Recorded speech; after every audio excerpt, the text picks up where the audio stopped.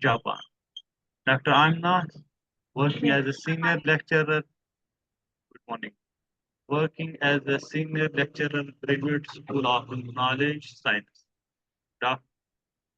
Japan Advanced Institute of Science and Technology, Japan.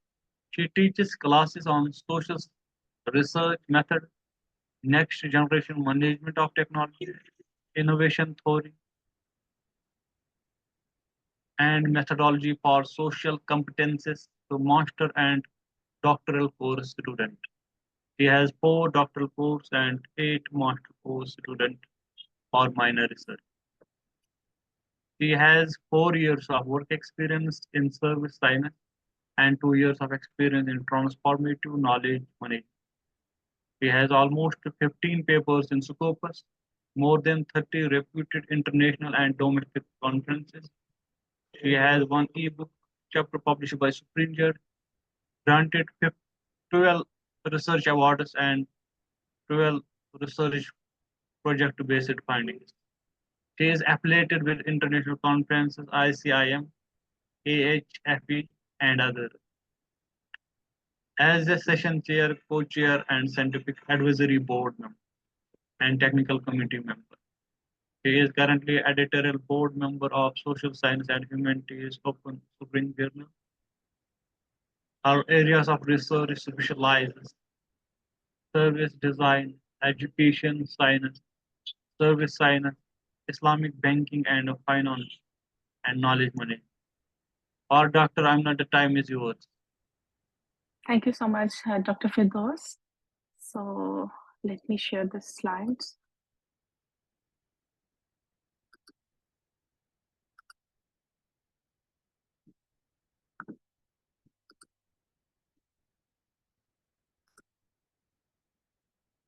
Can you see the PowerPoint? Yes, please go ahead. Okay, so can I start? Yes, please. Okay, so good morning, everyone. As Dr. Firdous already introduced me, so my name is Amna Javed, and my main research area is about,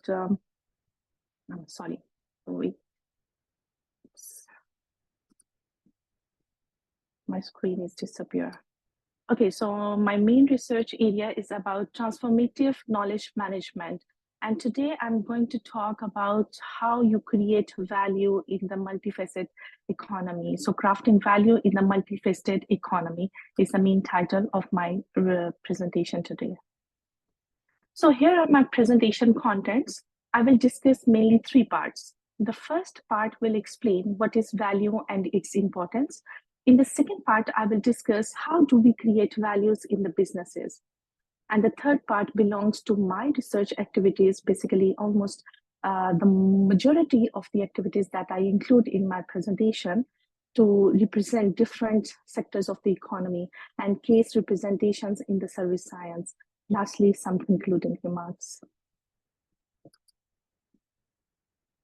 So let's move on to the first part, that is about value simplification and categorization. Let me begin my talk with the question, what are values? I would like to encourage you to think values in different ways. Like values are the social glue that hold us together with all our beautiful differences. And if you let your friends, your family, and most importantly, your partner know why a certain value is important to you, then it's better to share some stories instead of just presenting some abstract definitions. In other words, we can say values refers to the worth, importance, or utility that something possesses. It is a subjective concept that can vary from person to person depending on the individual preferences, needs, and circumstances. So moreover, we can say value is not solely limited to the tangible or material aspects, but can be extended to intangible factors such as emotional well-being, personal growth, social connections, or environmental sustainability. If we see the features of values, then values are the convictions and frameworks of the philosophy of an individual on the basis of which he or she can judge what is good, what is bad, what is desirable, what is undesirable, or most importantly, what is ethical, what is unethical. So all about values. So values contain a judgmental element that can be explained as one's judgment of what is important in your life. I must say, values are principles or standards of behavior and emotionally charged priorities. There are multiple kinds of values. Might be you are quite familiar with these values. So I'm just going to give you some snapshot of these values and the most important value that I'm going to incorporate in all of my research work. So first is the moral values that are basically principles or beliefs that guide ethical behavior or decision making. Cultural values reflect the beliefs, attitude, customs, or traditions of a particular society or community. There are some examples also given. Personal values are individual beliefs and principles that guide an individual choices, actions, and priorities. Economic values that pertain to the worth or utility based on goods, services, or resources in an economic context. So most of the people are quite using this type of values, economic values in their businesses. Next is the environmental values. These relate to the importance and preservation of the natural environment and ecosystem. These values emphasize sustainable practices and protection of natural resources and the overall health of the planet, basically. Aesthetic values, as the name shows, are associated with beauty, artistic expressions, and sensory experiences. The next is the utilitarian value that emphasizes efficiency, effectiveness, and the optimization of resources for the benefit of society as a whole. So it depends on us which type of values we are going to include in our business. So I will talk about mainly the last, but not the least, the most important emerging type of value, that is social value. That are the set of moral principles defined by society dynamics, institutions, traditions, and cultural beliefs. These days, the companies are focusing on social values in parallel with the economic values to make more success in the market.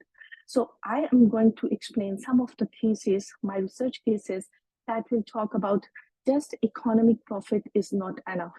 If you combine economic profit with the social profit or social values, then you can make more profit, you can earn more success, and all such things. There are multiple sources of value formation in any society. These are social institutions, organizational values, peers and colleagues. You can also get values from your work and career. There are various institutions in the society which coach value in an individual. The life and development of a society are both based upon and produce values. In particular, there are four main institutions, might be you are familiar with. One basic source of value is you can get the values from the persons or from the organizations. So mainly your family, your school, your state, your religion. So all these main schools are going to provide you the values. Every organization has a set of values. Whether or not they are written down, the values guide the perspective of the organization as well as its actions. So these values play an important role in determining how the organizations confronts problems and issues in their business models. Next source is the peers and colleagues. An individual gets clue of behavior from his peers and colleagues. Values strengthen, protect, and solidify a given group. Therefore, the individual tries to follow that group norm of behavior. And last source is the work and career. That consists of the task or responsibilities associated with a particular job or position in an organization. An individual experience over a period of time constitutes his or her career, basically. So in an organization, different position holders will have different values according to their specialities. We talk about values and several kinds of values with description. So now the curiosity is why value matters. Value matters because it plays a crucial role in shaping our decisions, actions, and perceptions. Value help us to make choices and prioritize among alternatives. Understanding the value of different alternatives enables us to make informed decisions that align with our goals. It's closely tied up to our satisfaction and well-being. It tends to bring a sense of fulfillment and happiness. So recognizing our own values can contribute to a more meaningful and purposeful life. Values provide a foundation for setting goals and driving motivation. It creates a sense of purpose and direction to strive for personal growth, success, and positive change in your life. So value is very important. You must heard about values and goals. So there is some, both looks like similar, but both are interconnected concepts, but both are different that influence our behavior, decisions, and overall sense of purpose. Here is some comparison that I'm going to show you about values and goals. So just to give you some snapshot about the difference, what major difference is. Because goal is also the ultimate result, value is also the ultimate result. So what's the difference? The difference mainly comes when we talk about the definition. Values are fundamental beliefs or principles that guide our behavior and shape our perceptions of what is important in life. However, goals are more specific, measurable, and time-bound objectives that we strive to achieve. And if you see the nature of the two concepts, that value are enduring and relatively stable over time, but goals are more specific and can change over time. Values serve as moral compass influencing our choices, actions, and relationships. However, goals provide direction and focus, motivating us to take actions and work towards desired outcomes. Here are some examples that values include honesty, compassion, respect, fairness, freedom, family, personal growth even. And goals are more about career aspirations, educational achievements, health and fitness goals, financial objectives, relationship goals even, and many more. So this is just the difference that I wanted to show you to understand what I did in my research. So let me end the part one with a famous value phrase of Mr. Roy. And it says, it's not hard to make decisions once you know what your values are. So this concept is not very new. So people already talk about values, but how we implement values in our businesses, that's totally unexplored area. So that's why I'm working on this creating value research. The part two of my presentation is about the art of creating value. How do we create values?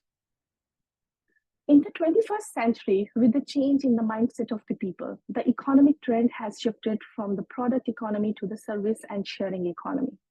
Their foundational proposition is that organizations, markets, stakeholders, and society are fundamentally concerned with the exchange of services. So mainly, I'm engaged in case study research on the latest service mechanism to create maximum value for all the involved stakeholders in a service. So now the question is, what is creating value? Creating value is executing normal, conscious, inspired, and even imaginative actions that increase the overall good and well-being. Value is always waiting to happen. We just need to realize when and how to create and deliver value. So value is always there. Here is the list of some important original value words and some new value words. So original value words might be you are quite familiar with: creating shared value, co-creating value, experiential value, value in use.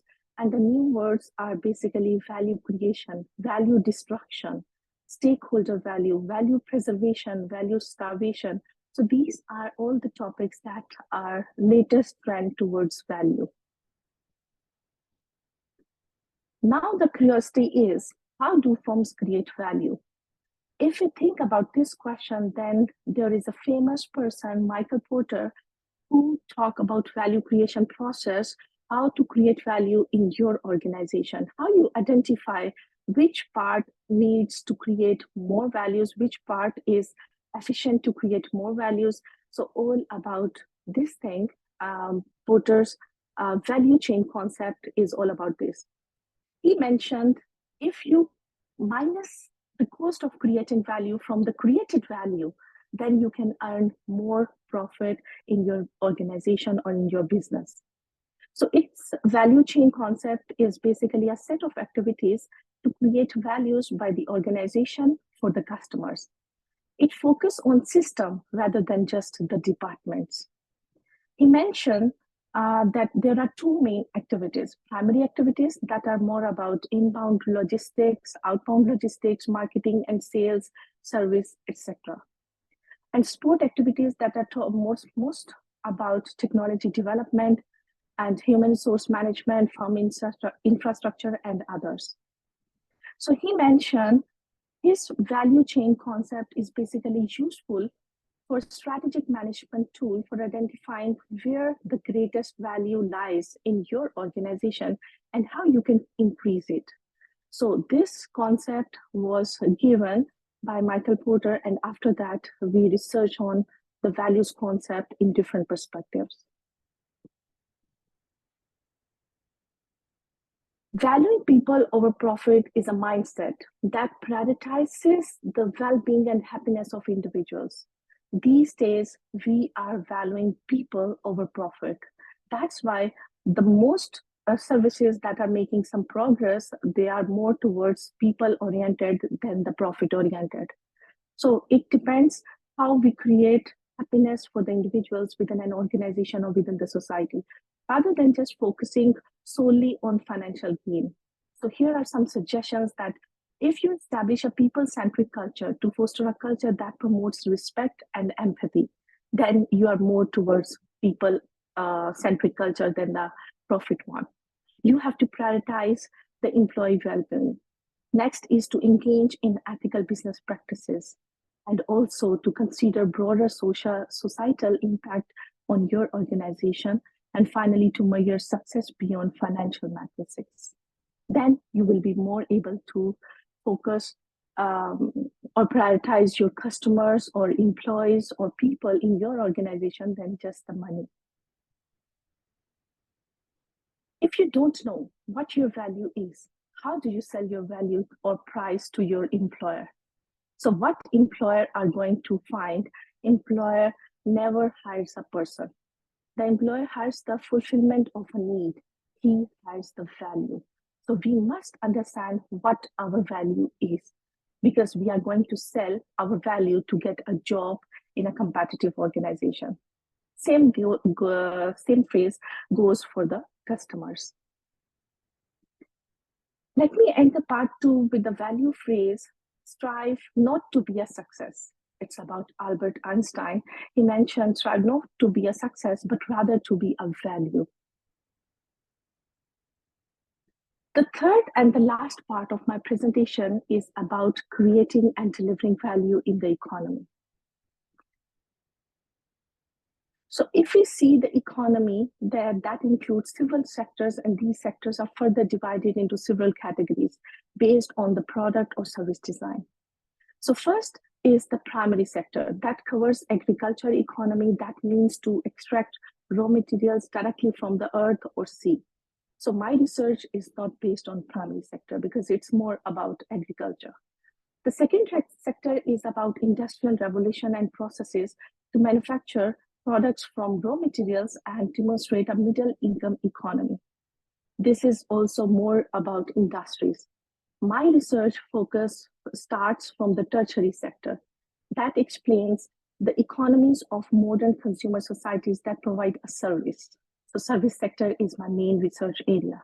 So service industries are the largest sector, and that imitates high income economy, and the service economy has the biggest contribution in the GDP. That is the reason for the selection of tertiary sector in my research. So as the producer side of service industry, I selected banking as a target industry.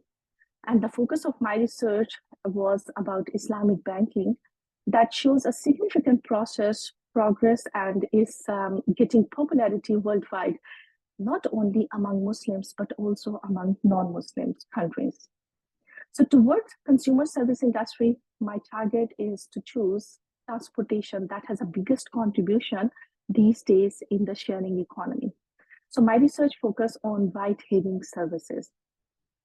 The fourth sector is quaternary sector that represents knowledge economy.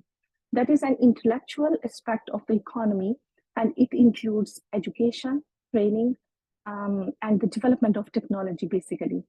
And the target of education sector and the focus of this research, my research, is basically active learning. That's very important these days in the academics. The fifth and the most important sector is culinary sector that is quite unexplored, but in my research, I'm going to explore this sector more, and that is about decision making. And when we think about decision making, then the value perspective cannot be ignored at all. As I discussed earlier, all the types of values. The target here is creating value in different service sectors. These days, the largest business trend is creating shared value. Might be you are quite familiar with this concept. This is the concept that is experienced by some big organizations, but still there are very little examples. So I incorporated this concept into my research, and I tried to give some good cases to explore this concept more. So I'm going to show you some cases. This CSV concept says corporate policies and practices that enhance the competitiveness of a company while simultaneously advancing economic and social conditions in the communities in which the company operates. So your social benefit should not be separate from the economic benefit. So if you are going to make some strategy, if you are going to develop some business model, and you are just making some economic benefits and your profit is going as a charity, then that's something CSR point of view. But this concept says both should be in parallel. Here, I'm going to talk about creating value framework that I developed in my research, and I try to work on these components. There are basically three components, and I will explain one by one. The first component is the theoretical side of creating value. So that covers some theories, some theoretical concepts. That is, for example, service dominant logic framework, CSV, creating shared value framework, etc. So these concepts are explored in my research. The second component is more about educational side of creating value. You cannot create value if you don't focus on education. So which relates to the problem-based learning, active learning, and facilitation. The third component is the knowledge science side of creating value. So what type of values you are going to create in your organization. So it can be the blend of some good concepts. So which is the science of team building? That was my focus through psychological safety. So psychological safety concept is basically for organizations, but in my research, I try to explore this concept in education. The focus of the rest of my talk is on the secrets of creating value. Values can be created through collaboration. If some person has good knowledge and skills, then he can create more values for himself and for others. So collaboration is the best way to create values on an emergent basis. The first component is the theory of creating value. That is the concept that explores how organizations or individuals can create and deliver value to their stakeholders. It involves understanding the needs and preferences of stakeholders and developing strategies to make those needs in a way that exceeds their expectations. The theory also emphasizes the importance of understanding stakeholder needs, developing unique value propositions, delivering the value effectively, capturing a portion of the value, and continuously measuring and improving the value creation process. So it is important to note that different industries, contexts, and perspectives may have variations in the theories and frameworks used to explain and implement the concept of creating value in their businesses. So it depends on the context and the industries. So all the industries can create values in a different way. Let me show you the first case example. That is basically my research, and I focus on the 20th century, what was the trend, and I focused the latest trend in the 21st century. So if we see in academia, the product view is discussed as goods dominant logic, and service view is explained as service dominant logic. So when it comes to the difference of conventional and Islamic banking, to explain this concept, GDL and SDL, I took the case of Islamic banking and conventional banking to check the service-oriented business shift. So if we see the difference, the conventional banks focus on individual transactions, and it deals basically with multiple parties differently. Conventional bank says that they sell services, but with a theoretical point of view, they follow goods dominant logic. However, Islamic banks follow partnership-based transactions. So collaboration is always there and always act as an intermediary. If you want to deal with Islamic bank is always in the middle. So you cannot get, the most important difference is it deals in commodity, not in money like conventional banks. So under the new economic shift, it turned out that Islamic banks are more service-oriented than conventional banking. And I proved these results by having some field research in Pakistan, Malaysia, and UAE. So 3 countries where Islamic bankings are getting popular day by day. And my focus research question was basically, why does Islamic banking is getting popular among non-Muslims? Let's see another research case to see the success of platform business. And this is mainly in this era, the focus of most industries are towards creating shared value. And I implemented CSP concept in ride-hailing company. And it was first introduced by Porter, as I explained before, and he had a great stress that CSR is not enough for companies, that is more about charity. So they have less power to boost the economy. So it is necessary to incorporate the social goals with the business goals. And the best example I found, Uber and Careem. If we see the difference of Uber and Careem, Careem is Uber, you all know, Careem is a UAE-based company that is getting popular among different other countries. That's a live-hailing platform. And it follows a conventional platform business, but Careem has extended its business beyond boundary. So target of Uber is mainly to earn profit because it's a giant company. Maybe there is no need to expand. So it focuses on rich community. And I found some, like in a book, Uberland, it says drivers are not happy with Uber because everything is algorithm based. Everything is fixed. You cannot have choices to select. But Careem, after investigating Careem, it turned out that the success factor of Careem is basically to involve all the levels of society to its service ecosystem. And when I interviewed with the drivers and all the management, then I found that drivers are more happy and satisfied because they have the flexibility of working conditions. So I did field research in Pakistan, UAE, and Turkey, basically. So 3 countries I visited and collected my data. The second component is education plays a crucial role in equipping individuals with the knowledge, skills, and mindset necessary for creating value. Here are some aspects of education that contribute to enhancing value creation: knowledge acquisition, critical thinking and problem-solving approach, communication and presentation skills, and many others. Recently, the education sector has a great focus on active learning. Real-time active learning is after class. Students must get the knowledge that stay for longer.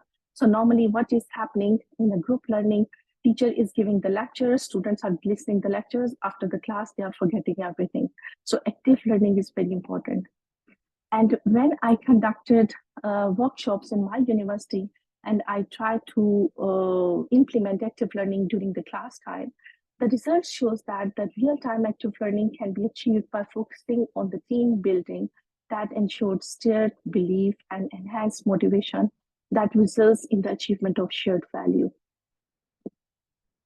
The last component is the practical side of creating value that refers to the systematic study and understanding of the principles, theories, and methodologies behind value creation.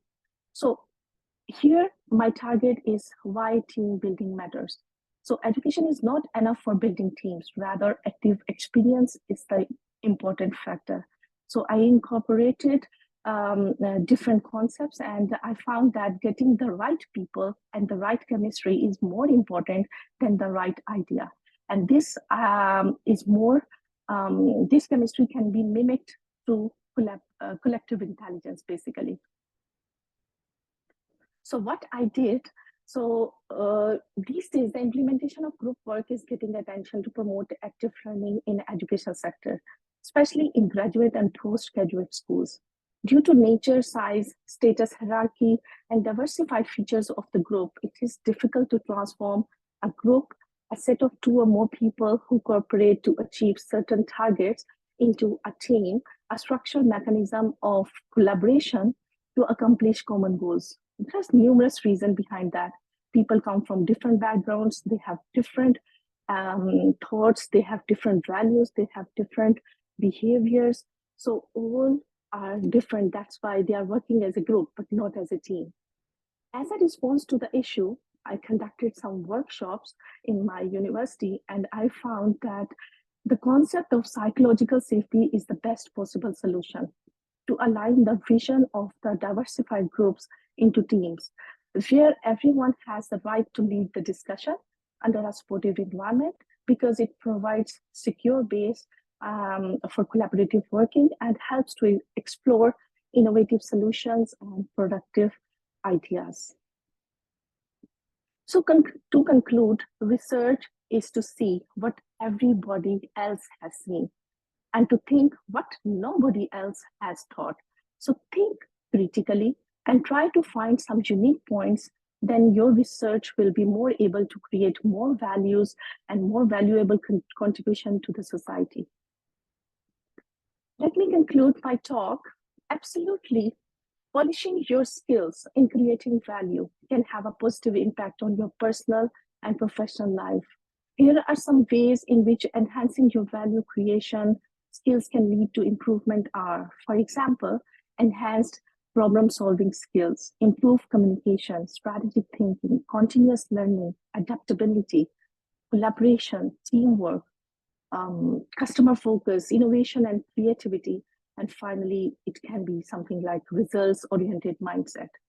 So as you become better at understanding the needs of others, solving problems and providing meaningful solutions, you will likely to see more positive outcomes, personal growth, and increased success in your endeavors, whether it's your personal characteristics or you are working in an organization.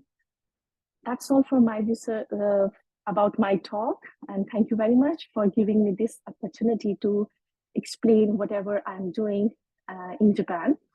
So if you are interested to continue with me as a research collaborator, so you are always welcome. Thank you very much.